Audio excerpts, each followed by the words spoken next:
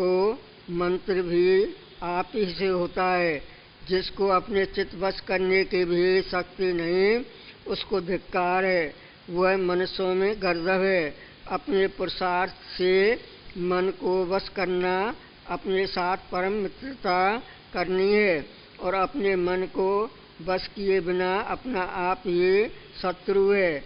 अर्थात मन के उपशम किए बिना घटे यंत्र की नाई संसार चक्र में भटकता है। जिन मनुष्यों ने मन को उपशम किया है उनको परम लाभ हुआ है।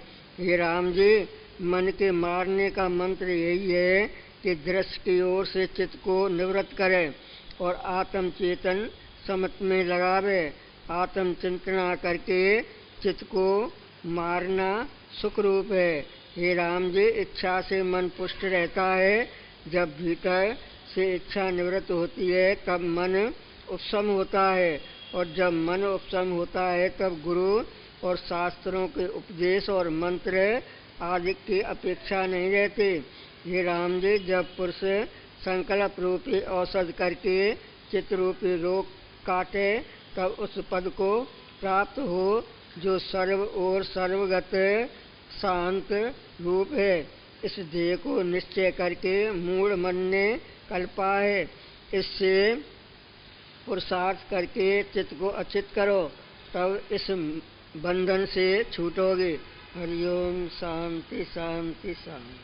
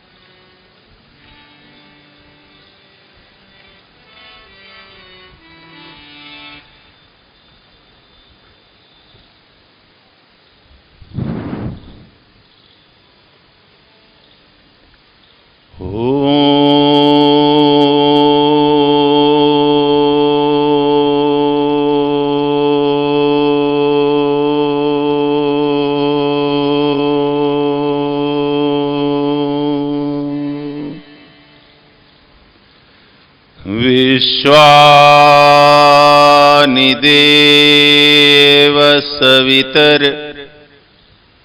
दुरितानि पराशुभ यद्भद्रं तन्नाशुभ आपदामपहर्तारं दातारं सुखसंपदां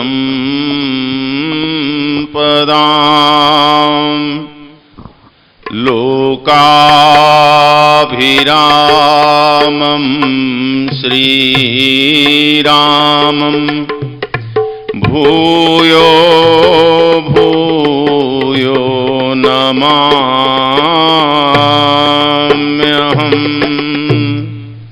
सर्वमंगलमांगल्ये शिवे सर्वार्थसाधिके शरण्ये त्र्यंबके गौरी नारायणी नमोस्तुते।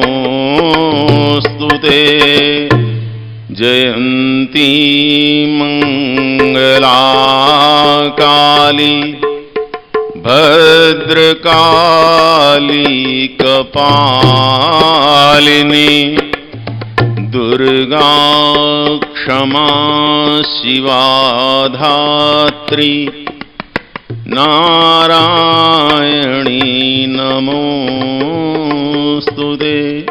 बोलिए राजा रामचंद्र भगवान की, कृष्ण कन्हैया लाल की, स्वामी सर्वानंद जी महाराज की, स्वामी टेऊराम जी महाराज की जय। गंगा मैया की जय। 2 मिनट भगवान के नाम का संकीर्तन करेंगे।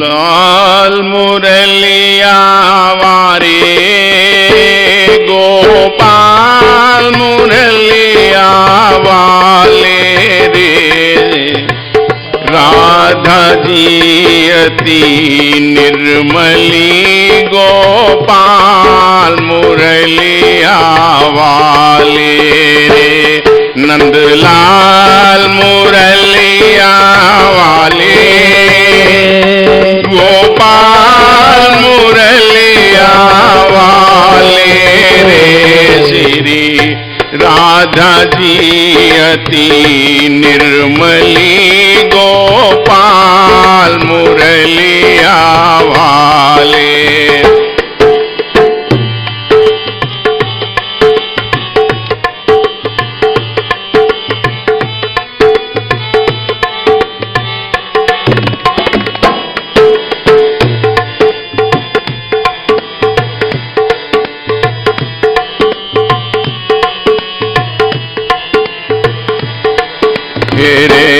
गोपाल मुरलिया वाले, नंदलाल मुरलिया वाले रे, श्री राधा जी अति निर्मणी गोपाल मुरलिया वाले रे, श्री राधा जी अति निर्मली गोपाल मुरलिया वाले रे, नंदलाल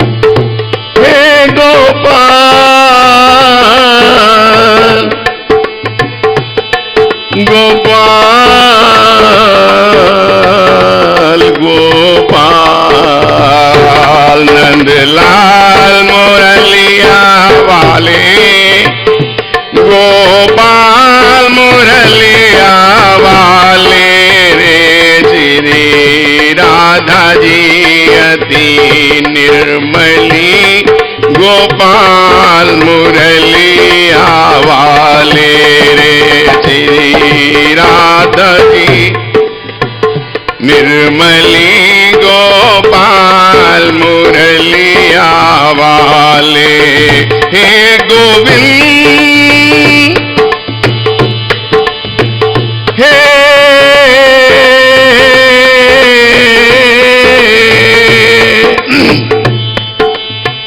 हे गोविंद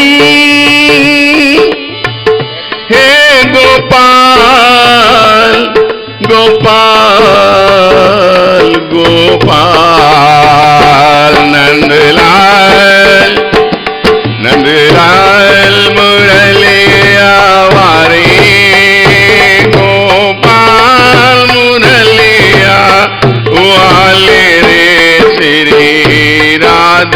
अति निर्मली गोपाल मुरलिया वाले।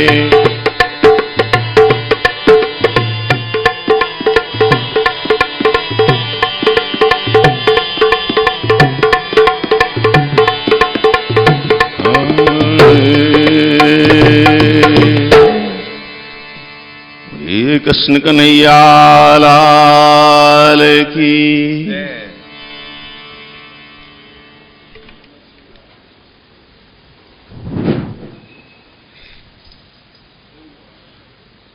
परम पूज्य सद्गुरुदेव जी महाराज, उनके स्वरूप में बैठे हुए सभी संत महापुरुष, सभी श्रोता मित्रों, भाइयों बहनों एवं माताओं,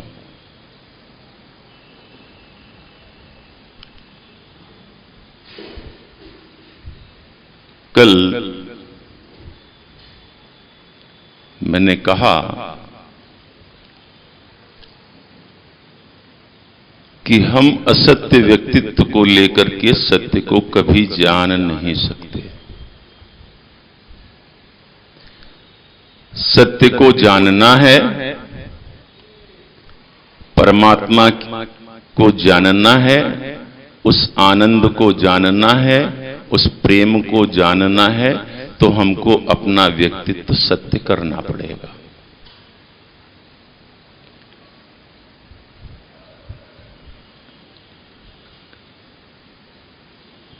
सत्य के लिए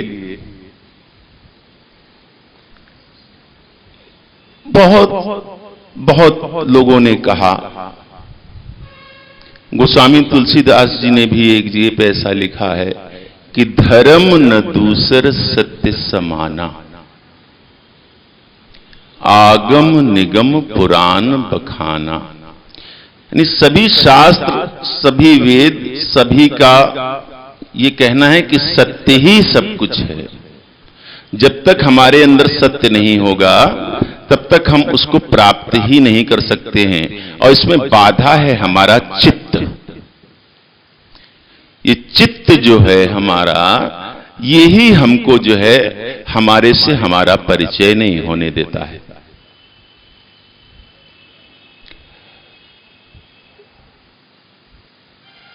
एक समय कल मैं नानक साहब की कुछ चर्चा कर रहा था।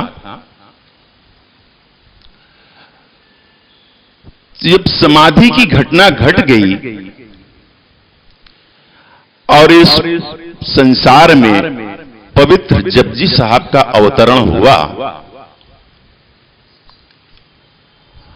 उस घटना के बाद में नानक साहब मर्दाना के साथ यात्रा पर जा रहे थे। रास्ते में एक गांव पड़ा। उस गांव में नानक साहब ने थोड़ी देर विश्राम किया और उसी समय एक बहुत बड़ा धनपति, जिसके पास बहुत सी दौलत थी, बहुत धन संपदा थी, वो धनपति आकर के और नानक साहब के पैरों पर गिर पड़ा और कहने लगा नानक साहब से कि मैं आपसे बहुत प्रभावित हूं। आपको देखता हूं तो किसी दूसरे लोग की खबर मिलती है और मैं आपकी सेवा में कुछ करना चाहता हूं। मेरे पास बहुत कुछ है, परमात्मा ने मुझको बहुत दिया है, मेरे पास बहुत है। आप आज्ञा करें, आप आदेश करें, मैं आपके लिए, आपके आदेश पर सब कुछ करना चाहता हूं। आप जो कहेंगे मैं वो करूंगा। नानक साहब ने उसको ऊपर से नीचे तक देखा, कहने लगे तुम कहते हो मैं मान लेता हूं तुम्हारे पास बहुत है, लेकिन मुझको कुछ दिखलाई तो नहीं पड़ता है। तुम कहते हो मैं मान लेता हूं, लेकिन मुझको तो तुम्हारे पास कुछ भी दिखाई नहीं पड़ता है। वो धनपति कहने लगा, माफ कीजिएगा, अब इतनी संपत्ति सब मैं साथ लिए थोड़ी फिरता हूं, मेरे पास बहुत है, आप आदेश करें मैं पूरा कर दूंगा। नानक साहब मुस्कुराए, फिर उन्होंने अपनी झोली से एक कपड़ा सिलने वाली सुई निकाली और उस सुई को उस धनपति को दिया। बोला कि तुम कहते हो, मुझे विश्वास तो नहीं होता है, लेकिन फिर भी मैं मान लेता हूं, तुम मेरा एक छोटा सा काम कर दो। ये कपड़ा सिलने की छोटी सी सुई है और इसको तुम रख लो, और जब हम दोनों न रहें, जब हम दोनों समाप्त हो जाएं, तब मुझको ये सुई वापस कर देना। ये सुनकर के वो धनपति तो घबरा गया। आप भी घबरा जाते, कोई भी घबरा जाएगा। मरने के बाद सुई को वापस लौटाना, ये काम सुनकर के वो तो घबरा ही गया, और कोई भी घबरा जाता, ये संभव नहीं है। लेकिन फिर भी उसने उस सुई को रख लिया और अपने घर वापस आया, विचार करने लगा।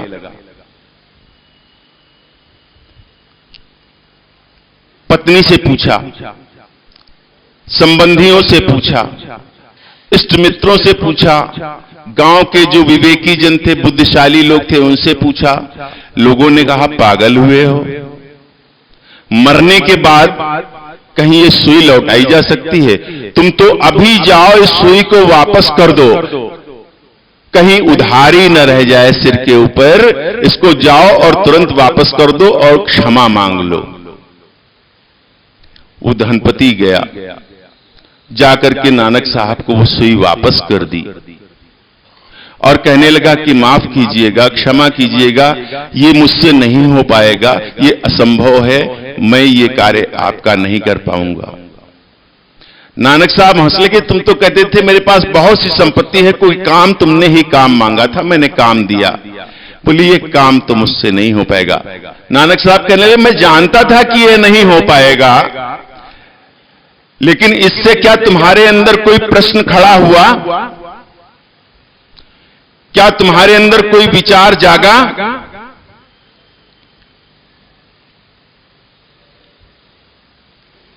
जो भी हम इकट्ठा कर लेते हैं वो सब यहीं इसी पार छूट जाता है। माना कि सुई क्षुद्र है, अल्प है, छोटी है, लेकिन उसको भी किस मुट्ठी में ले जाओगे? कौन सी मुट्ठी में ले जाओगे? कोई भी मुट्ठी ऐसी बनी नहीं है जो मृत्यु के उस पार कुछ भी ले जाया जा सके। उस धनपति की आंखें खुल गईं और वो नानक साहब के चरणों में गिर पड़ा और फिर वहीं से उसको नानक साहब ने राम नाम का मंत्र दिया। कहते हैं नानक साहब के पिताजी की अनाज बेचने की दुकान थी, वो अनाज बेचते थे। तो जब नानक साहब छोटे थे तो वो दुकान पे बैठे हुए थे, अनाज तौल रहे थे। तो जब वो अनाज तौलते थे, गेहूं के दाने, कनक, तो कहते थे एक बार में कि 1 राम। फिर दूसरा जब तौल के डालते थे तब कहते थे 2 राम, फिर तीसरा 3 राम। इस प्रकार से वो कहते थे। लेकिन जब संख्या 13 पर पहुंचे कि 13 राम, बस नानक साहब वहीं पर रुक गए। फिर वो संख्या 13 से आगे बढ़ी ही नहीं। राम नाम की बड़ी महिमा और उसका गुरु ग्रंथ साहब में बड़ा वर्णन आया है। 13 से आगे फिर वो संख्या बढ़ी ही नहीं। और जिस गांव में रहते थे उसी गांव में एक बाबू खां, एक बाबू खान रहता था, वो बड़ा धनपति था। उसने गांव में एक बार लंगर किया। लंगर किया, उसमें नानक साहब को आमंत्रित किया। आमंत्रित किया, भोज में बुलाया, लेकिन नानक साहब गए नहीं। उसी गांव का एक मोची था, उस मोची की दुकान पे और उस मोची के घर में कोई छोटा सा उत्सव था। उस मोची ने भी नानक साहब को आमंत्रित किया। नानक साहब की नजर में तो कोई न ऊंचा था, न नीचा था, न बड़ा था। वो तो सब में, जिस दिन वो समाधि की घटना घटी, वो जो नदी की घटना मैंने कही थी, वो केवल समाधि की घटना है। तिये की जो बात कही, तीसरा, मरने के बाद जो तीसरा मनाते हैं, कहते हैं तीसरे दिन मनुष्य का जन्म हो जाता है। वो दूसरा जन्म हुआ था। वो किसी दूसरे लोक में वो सत्य को उपलब्ध हो गए थे। तो उन्होंने उस मोची का आमंत्रण स्वीकार कर लिया, लेकिन उस बाबू पठान के वहां नहीं गए। जब उस बाबू पठान को मालूम हुआ कि गुरु नानक साहब हमारे यहां भोज में नहीं आए और उस मोची के घर में चले गए, जो दीन और दरिद्र है और एकदम अपवित्र है, उसके घर का भोजन स्वीकार किया और मेरे घर का भोजन स्वीकार नहीं किया। फिर तो बाबू खां बड़ा नाराज हुआ और उसने कहा गुरु नानक साहब को कि आप मेरे घर नहीं पधारे, आपने मेरे यहां भोजन ग्रहण नहीं किया और उस मोची के घर का भोजन आपने ग्रहण कर लिया। नानक साहब मुस्कुराए, कहने लगे कुछ कारण है बाबू खां, कुछ कारण है, इसलिए मैंने तुम्हारे घर का भोजन स्वीकार नहीं किया। और अभी मैं तुमको दिखाता हूं कि कारण क्या है, भेद क्या है, अंतर क्या है, फर्क क्या है। उस नानक साहब ने उस मोची के घर से एक रोटी मंगवाई और बाबू खां से कहा कि जो तुमने अपने यहां भोजन बनाया है उसमें से भी एक रोटी ले आओ। दोनों के घर से एक एक रोटी नानक साहब ने मंगवाई और जो मोची के घर की रोटी थी उसको एक हाथ में लिया, जो बाबू खां के घर से मंगवाया था वो भी एक रोटी हाथ में लिया और दोनों को निचोड़ा। तो जो मोची के घर से रोटी मंगाई थी उसमें से तो दूध की धार गिरने लगी और जो बाबू खां के घर से रोटी थी उसमें से रक्त बहने लगा, खून बहने लगा। बोले देखा बाबू खां, इसलिए मैंने तुम्हारे घर का भोजन नहीं किया। इसीलिए महापुरुषों ने कहा है, संतों ने कहा है कि जैसा खाओ अन्न और वैसा बने मन, जैसा पियो पानी वैसी बोलो बानी, जैसा करे संग और वैसा चढ़े रंग। ये जो संत महापुरुषों ने वाणियां कही हैं, इसके पीछे गहरा अर्थ है। तो सत्य को जानने की जो बात मैं कह रहा था, हम सत्य को जानना चाहते ही नहीं हैं, क्योंकि हम अपने अंदर की कुरूपता को छिपा लेना चाहते हैं। जो हमारे अंदर है उसको हम नहीं दिखाते हैं और जो हम नहीं हैं वो बाहर प्रदर्शित करते हैं, वही हम लोगों को दिखलाते हैं। एक छोटी सी घटना मुझे याद आती है, अभी सुबह ही सुबह थी, गांव के स्कूल में बच्चे अभी स्कूल पहुंचे ही थे और उस स्कूल में सुबह ही सुबह एक विद्यालय के निरीक्षक निरीक्षण करने के लिए आ गए।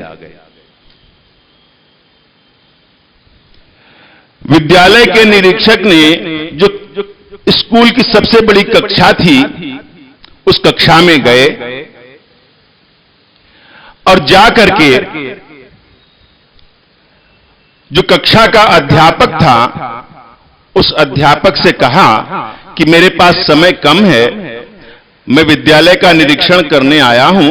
इस कक्षा के जो 3 सर्वश्रेष्ठ विद्यार्थी हों, जो बुद्धिमान सर्वकुशल हों, उन बच्चों को खड़ा कर दो, उनसे मैं प्रश्न पूछ लूंगा और निरीक्षण करके चला जाऊंगा।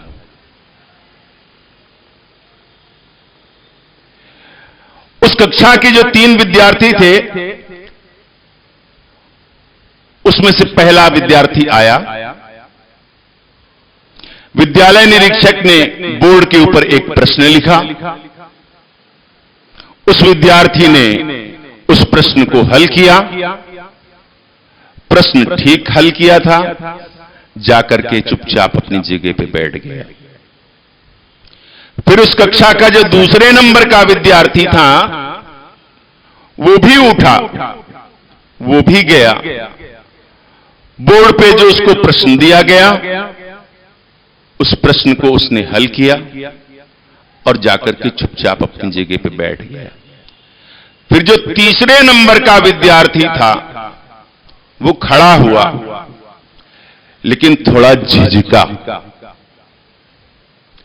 घबराता हुआ सा वो बोर्ड के पास गया और जो उसको प्रश्न दिया, जब वो प्रश्न हल करने लगा तो विद्यालय निरीक्षक कहने लगा कि मुझको मालूम पड़ता है, जहां तक मैं समझता हूं, कि तुम पहले नंबर के विद्यार्थी हो, जो पहले भी अभी आकर के तुम प्रश्न हल करके गए थे और तुम फिर से आ गए। क्या तुम मुझको धोखा देना चाहते हो? क्या अभी से तुम ये धोखा देना और ये जो है, जो ये आप कर रहे हो, ये धोखा देने की बात, तो ये तो शोभा नहीं देती है। तुम तो पहले नंबर के विद्यार्थी हो। वो लड़का घबरा गया, वो विद्यार्थी घबरा गया। उसने कहा, माफ कीजिएगा, मैं पहले नंबर का विद्यार्थी तो जरूर हूं, मैं वही हूं, लेकिन मेरी क्लास का, मेरी कक्षा का जो तीसरे नंबर का विद्यार्थी है, वो आज क्रिकेट का खेल देखने चला गया और मुझसे कह गया था कि अगर कोई काम हो तो मेरी जगह पे थोड़ा तुम खड़े हो जाना, और मैं आज क्रिकेट का खेल देखने जा रहा हूं, इसलिए मैं उसकी जगह पे आया हूं। तब तो विद्यालय निरीक्षक बहुत क्रोधित हुआ, लाल पीला हुआ, हाथ पैर पटके उसने और कहा कि तुम मुझको धोखा दे रहे हो, अभी से तुम्हारी ये बात। और फिर ऐसा मौका मिल जाए तो नैतिक शिक्षा और ज्ञान देने में कौन चूकता है। उस विद्यालय निरीक्षक ने भी बहुत सी बातें कही। फिर उसने कहा, जो कक्षा का अध्यापक था उसकी ओर मुड़ा और कहने लगा, माफ कीजिएगा, आप खड़े खड़े देख रहे हैं और मुझको मूर्ख बनाया जा रहा है। ये आप ये जानते हैं, आप इन कक्षा के विद्यार्थियों को भली भांति पहचानते हैं और आपने रोका नहीं, मुझको मूर्ख बनाया जा रहा है। आपने बताया भी नहीं कि ये वही लड़का है। वो कक्षा अध्यापक कहने लगा, माफ कीजिएगा, मैं इन विद्यार्थियों को बिल्कुल भी नहीं पहचानता, मैं इनको बिल्कुल भी नहीं पहचानता। मैं तो पड़ोस की कक्षा का कक्षा अध्यापक हूं और इस कक्षा का अध्यापक तो क्रिकेट का खेल देखने गया है और मुझसे कह गया था कि अगर कोई काम हो तो तुम खड़े हो जाना, तो मैं उसकी जगह पे खड़ा हुआ हूं। तब तो विद्यालय निरीक्षक बहुत नाराज हुआ, बहुत सी बातें उसने कही। कहने लगे, विद्यार्थी धोखा दे रहे हैं तो ठीक, तुम भी मुझे धोखा दे रहे हो। तुम पड़ोस की कक्षा के कक्षा अध्यापक हो और इस कक्षा में तुम क्या कर रहे हो? तुम्हारा यहां क्या काम है? और बहुत सी बातें कही। आखिर में थोड़ा फिर वो नरम पड़ा और कहने लगा, ये तो शुक्र मनाओ, भगवान का धन्यवाद अदा करो, परमात्मा को धन्यवाद दो कि आज तुम्हारी नौकरी बच गई, क्योंकि असली इंस्पेक्टर तो आज आया नहीं, वो तो क्रिकेट का खेल देखने गया है। अगर वो आ जाता तो आज तुम्हारी नौकरी चली जाती। मैं तो केवल उसका मित्र हूं और विद्यालय का निरीक्षण करने आया हूं। ये हंसने जैसी बात नहीं है। हम सभी एक ही नाव पे सवार हैं, हम सब एक से ही दोषी और जिम्मेवार हैं। बहुत आसान होगा कि हम दूसरों की भूलें देख लें, दूसरों की कमियां देख लें, दूसरों के छिद्र देख लें, लेकिन अपनी तरफ कोई लौट करके नहीं देखता है। जरूरत है अपनी तरफ लौट के देखने की। जरा हम भी अपनी तरफ गौर कर लें कि हम कैसे हैं, हमारे अंदर क्या दोष है, क्या कमियां हैं। अपनी ओर कोई नहीं देखना चाहता है, सब दूसरों को देखते हैं, दूसरों में दोष देखते हैं, दूसरों की नग्नता देख लेते हैं, दूसरों के छिद्रों को देख लेते हैं, लेकिन स्वयं की तरफ नहीं देखते।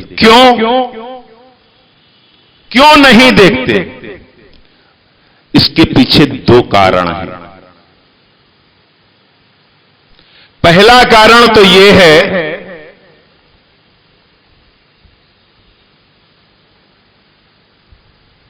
कि दूसरों के दोषों को देखने से हमारे अपने अंदर की कमियां छिप जाती हैं। जब सभी लोग ऐसे हैं तो मुझ में कोई विशेष खराबी नहीं।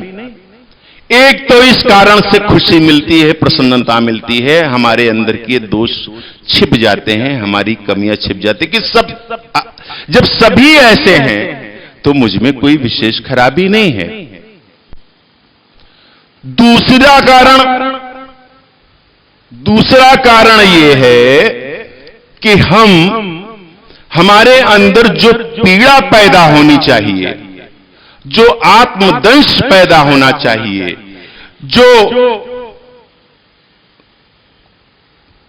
अंदर से हमारे एक अन्वेषण की भावना होनी चाहिए, वो एकदम बंद हो जाती है। मार्ग बंद हो जाता है कि जब सभी ऐसे हैं तो मैं ऐसा हूं तो कोई बात नहीं। दूसरों को धोखा देते हैं ये तो ठीक, लेकिन हम खुद को भी धोखा देते हैं। मैंने सुना है कि लंदन में विलियम शेक्सपियर का एक नाटक चल रहा था। शेक्सपियर बहुत अच्छा कवि हुआ। उसके नाटक का एक मंचन चल रहा था और उसमें जिन अभिनेताओं ने अभिनय किया था, बड़ा सुंदर अभिनय किया था। उस नाटक की बहुत चर्चा थी, बहुत प्रशंसा थी कि वहां बहुत से जो उन लोगों ने अभिनेताओं ने अभिनय किया उस नाटक में, वो बड़ा कुशल हैं, वो बहुत कुशल हैं, बहुत सुंदर उन्होंने अभिनय किया है। बड़ी प्रशंसा थी उस नाटक की। होते करते पूरे नगर में ये चर्चा फैल गई। फिर उस नगर का जो चर्च था, उस चर्च का जो पादरी था, उस चर्च में भी ये चर्चा फैल गई, ये प्रशंसा होने लगी कि नाटक का मंचन बहुत बढ़िया हुआ है, अभिनेताओं ने बड़ा अच्छा अभिनय किया है। उस चर्च का जो पुरोहित था, जो पादरी था, उसके मन में भी एक जिज्ञासा पैदा हुई कि कैसा होता होगा नाटक, मैं भी जाकर के थोड़ा सा देखूं। लेकिन पुरोहित का, धर्मगुरु का नाटक देखना उचित नहीं है, इसलिए वो भी घबराता था। लेकिन मन में जितना दबाव, वो उतना ही उभर के आता है। जितना जितना वो नाटक की निंदा करता था, मन में उसके उतनी ही जिज्ञासा पैदा होता है कि मैं भी देखूं नाटक कैसा होता होगा।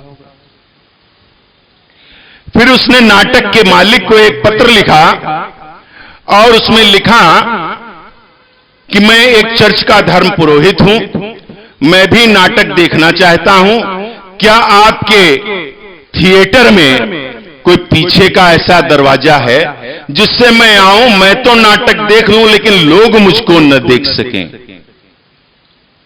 उस नाटक के, उस थिएटर के मैनेजर ने जो उत्तर लिखा वो बड़ा महत्वपूर्ण था। उसने लिखा कि आप आएं, आपका स्वागत है। सज्जन लोग हमेशा पीछे के दरवाजे से ही आते हैं, इसलिए पीछे का दरवाजा बनाना पड़ता है। आप आएं, आपका स्वागत है। आप आएंगे, आप नाटक देख लेंगे, लोग आपको नहीं देख पाएंगे, लेकिन परमात्मा भी आपको देख पाएगा कि नहीं देख पाएगा, इस बात की मैं कोई गारंटी नहीं दे सकता। परमात्मा भी आपको देख पाएगा कि नहीं देख पाएगा, इस बात की मैं कोई गारंटी नहीं दे सकता। और परमात्मा, हो सकता है कि आप परमात्मा को भी न मानते हो, तो भी कम से कम आप तो देख ही लेंगे कि आप आए हैं। लेकिन हम तो बड़े होशियार लोग हैं, बड़े होशियार हैं, आंख बंद करके निकल जाते हैं।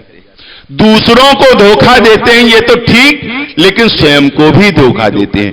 इसलिए मैं कहना चाहता हूं कि असत्य व्यक्तित्व को लेकर के हम सत्य को कभी नहीं जान सकते। आज इतना ही, इतने प्रेम से आपने सत्संग को सुना, इसके लिए मैं बहुत बहुत अनुग्रहित हूं और अंत में बैठे हुए आप सभी के अंदर परमात्मा को प्रणाम करता हूं। मेरा प्रणाम स्वीकार करें। हरि ओम। पूर्णमदः पूर्णमिदं पूर्णात् पूर्णमुदच्यते पूर्णस्य पूर्णमादाय पूर्णमेवावशिष्यते। ओम शांति शांति शांति।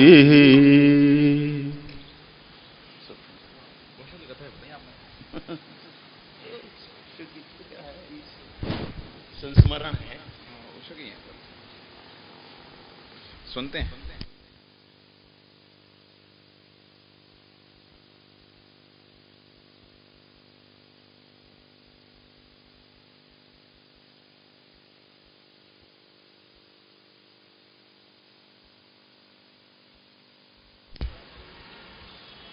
बोल सद्गुरुदेव भगवान की जय। 16 शिक्षाएं सुनो सुखदायक है जो, कहे टेऊ संकट कटे देत परम गति सोए। आदि फल विचार के तुम कर पीछे सब काम जी, ये वचन मन माही धारे पाए सुख आराम जी। उदम कर कर्म कारण सीख ये ही सार है, बाग पर कुछ नाही राखो वेद जन सब पार है। समय का कदर करना खोइए न कुसंग में, जो बचे वह वार से सो सबल कर सत्संग में। सर्व से तुम गुण उठाओ दोष दृष्टि को हरे, देख अवगुण अपना जो भक्त है मरे। सर्व जीवों से करो निंद किसकी ना करो, ना बुराशा हो किसी का भाव शुद्ध हृदय धरो। जीव किसको ना दुखाओ दया सब पर कीजिए, राम व्यापक जान सब में द्वेष को हर लीजिए। समय जो ही गुजर जावे याद ना तुम ताही कर, आने वाले वक्त की भी चिंता मन में ना ही करो। जो बनावे ईश्वर तुम ताही पर राजी रहो, जावनी सार बरी सब यूं सदा मुख से कहो। अपने स्वार्थ लिए तुम झूठ ना कब बोलना, वचन राजा मधुर हो जब तब मुख को खोलना। शरण तेरी आय जोई ताई दे सनमान जी, यदप वैरी हो ये तो भी ना करो अपमान जी। और का उपकार कर तुम छोड़ स्वार्थ अपना, लोक बन पर लोक में गम हो ये तुमको तापना। धर्म अपने माही हरदम प्यार कर नटना नहीं, इस जाने जान दे पर धर्म से हटना नहीं। बात अपना याद कर ले तै बुलाओ ना कभी, तन मन में मरण का दिन निकट आया है अभी। धर्मशाला जान जग को जीव सब मेहमान है, किससे ना करो जब प्रलम दामान है। वेद गुर के वचन पर नित तुम करो विश्वास जी, अटल श्रद्धा कर मन में भरम कर सब नाग जी। ओ आदि मंत्र ले गुरु से जाप जप कर जान को, जगत बंधन तोड़ विचरो पावे आत्म ज्ञान को। ये शिक्षाएं याद कर मन में पुनः विचार, कहे त्यों करनी करे भवन दौतरो पार। कहे त्यों करनी करे भवन दौतरो पार। बोल सद्गुरुदेव भगवान की, सद्गुरु स्वामी सर्वानंद महाराज की जय। आज गुरु महाराज जी का अमृत में वचन है, इस दुनिया की दावा छोड़े बिना शांति नहीं मिलेगी। इस दुनिया की दावा छोड़े बिना शांति नहीं मिलेगी। बोल सद्गुरुदेव भगवान की जय। जो जन गुरु शरण में बैठ करे अरदास,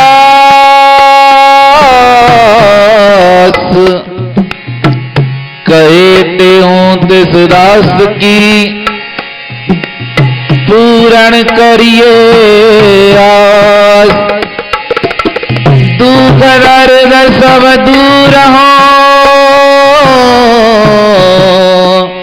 लगे न यम की त्रास। कारज हो अनराज, संशय कोई ना रहे।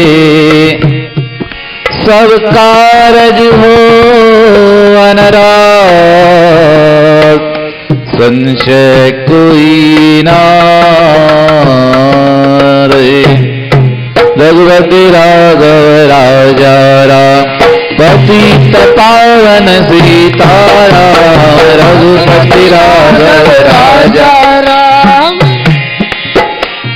सीताराम। जय रघुनंदन जय घनश्याम, श्री कृष्ण मुरारी राधे श्याम। जय रघुनंदन जय घनश्याम, श्री कृष्ण मुरारी राधे श्याम।